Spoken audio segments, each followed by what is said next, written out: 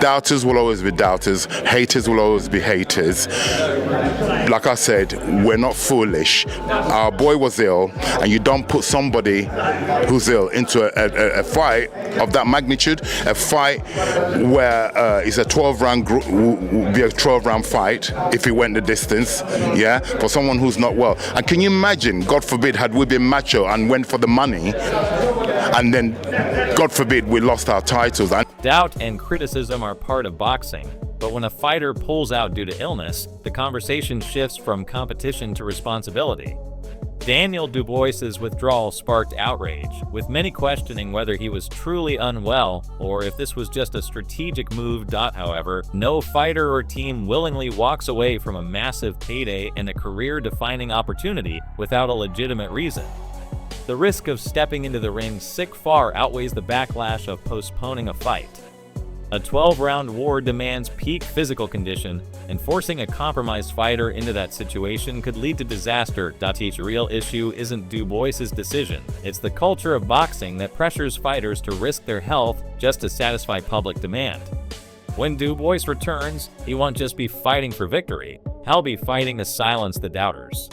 Team was excited for him to demonstrate that he's also gone up a notch in terms of skills, and unfortunately we're not God. He fell ill 2 days before the fight, and the doctors were summoned. The Riyadh seasoned doctor was summoned. He first attended the hotel room, and he came up that he's got a fever pending coming through. His glands were all swollen. Daniel Dubois was on the verge of proving his evolution as a fighter, ready to showcase his refined skills and newfound confidence. This was supposed to be a defining moment, a chance to cement his status at the top. Then disaster struck. Just days before the fight, his health took a serious hit, fever, swelling, and clear signs that his body wasn't ready for battle. Medical professionals stepped in, confirming what was already obvious. Yet, as always in boxing, skepticism followed. Some questioned the timing, the legitimacy, the decision to pull out. No fighter, especially one standing at the doorstep of his biggest opportunity, would walk away unless there was no other option. The sport demands proof, and when Dubois returns, he won't just be fighting an opponent, he'll be battling the doubters, the critics, and the relentless narrative that always questions a fighter's struggle outside the ring. And he came up also from his test, based on this various series of tests that he did on Daniel. He said again, swollen glands, reddened ears. He looked into the ears and eyes, and he was clammy. He said, "Look, my recommendation is that he doesn't fight." So after listening to two doctors, experts saying we recommend your fight doesn't fight, Daniel Dubois was hit with a brutal reality check just days before his fight. A series of medical tests confirmed what no fighter ever wants to hear. His body wasn't in condition to step into the ring. Swollen glands, reddened ears, and a fevered, clammy state painted a clear picture of illness. The experts didn't hesitate in their verdict. Stepping into battle under these conditions was a dangerous gamble. The decision wasn't about pride or toughness. It was about survival in a sport that punishes hesitation and weakness. Yet, despite medical confirmation, doubts still swirl. In boxing, every withdrawal sparks controversy. Every setback invites scrutiny. But when two separate doctors advise against fighting, ignoring them isn't bravery, it's recklessness. Dubois may have been forced out this time. But when he returns, he won't just be stepping back into the ring. He'll be fighting to reclaim his place and silence those who question his every move. You think Dubois made the right call, or should he have fought through the illness? Drop your thoughts in the comments below, and don't forget to like, comment, and subscribe for all the latest boxing updates. Obviously learned I could take a punch, which I probably already knew. don't take the punch if you can help it. Not to take the punches, obviously. How to diffuse the situation, how to negate Daniel, how to work my way around him so I can't get hit by him. Just all around. This situation has all the makings of a classic boxing controversy: uncertainty, shifting narratives, and a fighter left in the shadows. Joseph Parker has done everything right, yet once again, he finds himself waiting while bigger names seem to maneuver into more lucrative positions. Th sudden push for Dubois versus Usyk raises legitimate concerns. Was Dubois truly too ill to fight, or was this a calculated move to sidestep a high-risk opponent? If the illness was genuine, why hasn't there been any clear medical verification? And if it wasn't, then how did the path to a more high-profile fight open so seamlessly? Parker has been around long enough to know that boxing isn't just about skill, it's about politics, power, and financial interests. He won't throw accusations blindly, but the timing of it all feels too convenient. Is this just another example of the sport's hidden machinations, or was Parker simply a victim of circumstance? But look what's happened to him now. He gambled wrong. God knows how much that will set him back in terms of where he was. So it's kind of a thing where you have to really think carefully. Health comes first. And in that case last week for Daniel in Riyadh, we looked at the boy's health. He's only 27.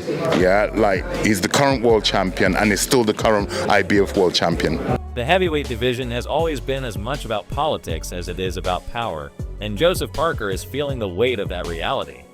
He's done everything required, beaten top opponents, and put himself in position for a world title shot. Yet here he is, left waiting while the sport moves on without him. Dubois pulling out may have been legitimate, but the sudden shift toward a fight with Usyk raises serious questions. Was this truly about health, or was it a convenient excuse to reshuffle the deck in favor of bigger business interests? Parker isn't crying conspiracy, but the optics are impossible to ignore. He wants nothing more than to step in against the best and prove himself, yet the sport seems determined to keep him one step away. If fairness exists in boxing, Parker should get his shot. But does fairness even matter anymore in a game where money and influence reign supreme? Yeah, Daniel's fair enough. You know, he had a fever and the two doctors examined him and said on their recommendation, we pulled him out of the fight. When a doctor says to you, we don't recommend that you go ahead with we'll be foolish and macho to then go forward and for what? For what reason? No, we're not into the macho business. You know, we have to protect the fighter, the kid, and he's getting his career's highest purse. We ignored all that and make sure he's all right. His health comes first. The heavyweight division is no stranger to controversy, and Daniel Dubois' withdrawal has only added fuel to the fire. His trainer stands by the decision, insisting that medical experts advised against fighting, and risking Dubois' health for the sake of appearances would have been reckless. However, in a sport where timing is everything, the sudden shift toward a potential Usyk fight has sparked doubts. Was this truly about protecting Dubois, or was there a bigger plan in motion? The explanation may be logical, but boxing's history of behind-the-scenes maneuvering makes it hard to ignore the questions. Did Dubois genuinely fall ill at the worst possible time, or was this a carefully calculated move to secure a more lucrative opportunity? Fans and analysts are divided, and the lack of transparency only deepens the mystery. One thing is certain, this story is far from over, and the truth, whatever it may be, will eventually come to light. Why should it be Dubois or Usyk? Why don't they step up and let him fight? But listen, I don't pay the money. It's not my, it's if they want that. But I don't like that. I think it's wrong. I think Joe should be given he'll get a fight. He'll get a fight. Spencer Brown isn't just frustrated, he's outraged. He sees exactly what's happening behind the scenes, and it's a blatant attempt to sideline Joseph Parker, despite his undeniable credentials. Parker has stepped up time and time again, taken on the toughest fights, and left no doubt about his place among the elite. Yet, instead of being rewarded, he's being pushed out of the title picture while others conveniently get fast-tracked. Brown knows what's at play, boxing politics at its worst, where certain fighters are protected and real contenders are left waiting. The question is, how long will this charade continue? Fans are beginning to see through the excuses, and the sport's credibility is on the line. Will boxing finally do right by Parker, or will the backroom deals continue to dictate the narrative? The truth is out there, and those pulling the strings can't keep hiding behind politics forever. Andy Lee says Usyk. He also says Dubois. I know you're in the conversation of Dubois, Usyk. What do you do with your partner? There's lots of things there to be done, and we will do them. I mean, there's no doubt about that. There's lots of. Sorry, I can't hear anything. There's lots of things that we can look at, lots of permutations, and we'll get there at the end of the day with a really good fight for Joe. I mean, he's on the Queensbury team, and we'll make sure we deliver for him. Who would you? Frank Warren isn't wasting any time. He's making it clear that Alexander Usyk's next move will be nothing short of massive.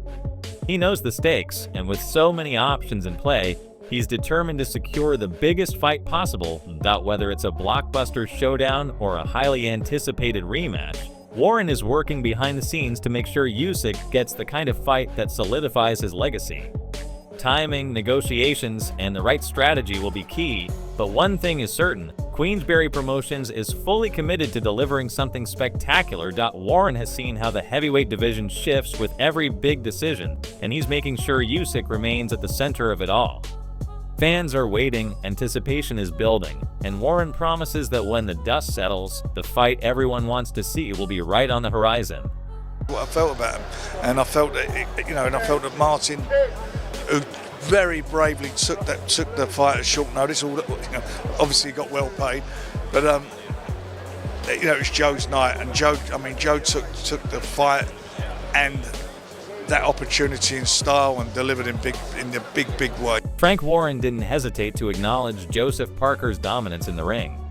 While Martin Bakole showed immense courage by stepping in on short notice, this night belonged to Parker, and he made sure everyone knew he didn't just secure a win, he put on a masterclass, dismantling his opponent with precision and power. Parker's performance wasn't just impressive, it was a direct message to the heavyweight division. Warren, having witnessed it firsthand, understands that Parker isn't just another contender, he's a serious threat to anyone holding a title.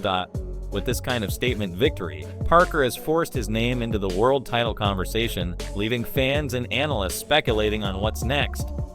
Will the boxing world give him the shot he deserves, or will politics once again stand in the way of a fighter who has earned his moment at the top?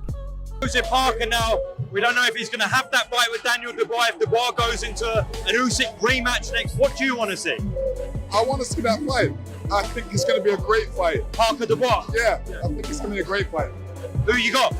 Who do I got? The best man. But right now, Daniel Dubois is the top man right now. He's the man that's holding the belt. So Parker has to come good. And Parker has the ability to win. Lennox Lewis is watching Joseph Parker's rise closely, knowing that his next move could shake up the heavyweight division. With uncertainty swirling around whether Parker will face Daniel Dubois or if Dubois will head straight into a rematch with Alexander Usyk, the stakes have never been higher. Lewis sees a Parker versus Dubois fight as a thrilling showdown, one that could redefine the landscape of the division. While Dubois currently holds the belt, Lewis isn't dismissing Parker's chances. He recognizes Parker's skill set, durability, and experience, making it clear that the Kiwi fighter has everything it takes to pull off a major victory. Still, the heavyweight division is unforgiving, and Parker will have to bring his absolute best to prove he belongs at the very top. With so much uncertainty and high-level competition ahead, one thing is certain: the heavyweight division is heating up, and Parker is right in the middle of it all. Parker, in the immediate aftermath, called out Alexander Usyk, and for me personally, if ever there was a guy who deserves a world title shot, if ever there was a guy who deserved a crack at Alexander Usyk, even though Daniel Dubois is a champion, for me, it's got to be Joseph Parker. Joseph Parker has done more than enough to earn a shot at the world title. Fresh off a dominant win, he's made it clear that Alexander Usyk is the next target. And honestly, who deserves that shot more? Parker didn't just beat Martin Bakole. He dismantled a fighter most heavyweights wouldn't dare face, and he did it with authority. Despite consistently taking on and defeating top-level opposition, the usual boxing politics seem determined to push other names ahead. Sure, Daniel Dubois holds a belt, but let's not pretend he's proven himself like Parker has. Parker's resume speaks for itself. He's battled elite competition and come out on top more often than not. The real question now is whether boxing will finally reward the rightful contender, or if backroom deals will once again snatch away a well-earned opportunity.